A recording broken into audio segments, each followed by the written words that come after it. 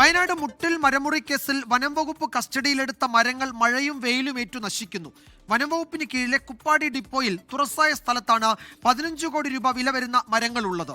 മരങ്ങൾ ലേലം ചെയ്ത് തുക കോടതിയിൽ കെട്ടിവെക്കാനോ പൊതുഖജനാവിലേക്ക് മാറ്റാനോ വനം വകുപ്പ് 5 വർഷമായി തയ്യാറായിട്ടില്ല എന്നാണ് ആരോപണം.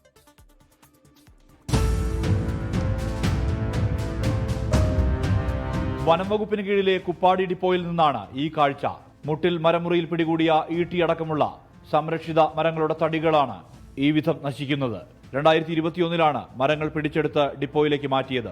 ഇതിനുശേഷം ഒരു ടാർപോളിൻ ഷീറ്റ് പോലും ഇടാൻ വനം വകുപ്പ് തയ്യാറായിട്ടില്ല. നഷ്ടമാകുന്നത് കോടികളുടെ വിലയുള്ള മരങ്ങളാണ്. 15 കോടി രൂപയാണ് വനം വകുപ്പ് തന്നെ നിശ്ചയിച്ച തുക. 2023 പ്രതികൾ കോടതിയെ സമീപിക്കുകയും മരങ്ങൾ സംരക്ഷിക്കണമെന്ന ഉത്തരവ് വാങ്ങുകയും ചെയ്തിരുന്നു. എന്നിട്ടും നടപടികൾ ഉണ്ടായിട്ടില്ല.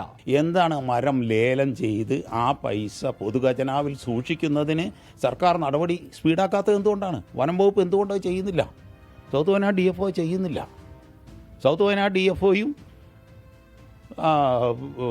റോജി അഗസ്റ്റിനും ബന്ധപ്പെട്ട ഗവൺമെൻറ് ലീഡറും, ഞാൻ വ്യക്തമായി പറയാം, ലീഡറും ഇവരെല്ലാം ഒരു നിലപാട് പോലെയാണ് കോടതിയിലെ നടപടി പരിശോധിച്ചാൽ. അവരൊരു നിലപാടിലൂടെയാണ് പോകണം. ആർക്കും താല്പര്യമില്ല.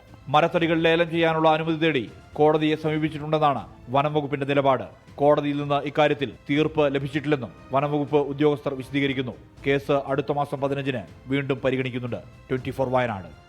ലോകത്തെവിടെയായാലും ഏത് സമയത്തും 24 വാർത്തകളും ഓഗ്മെന്റഡ് റിയാലിറ്റി പാക്കേജുകളും എക്സ്പ്ലെയിനറുകളും വിശദമായി കാണാൻ ഞങ്ങളുടെ യൂട്യൂബ് ചാനൽ നിങ്ങൾക്ക് സബ്സ്ക്രൈബ് ചെയ്യാം.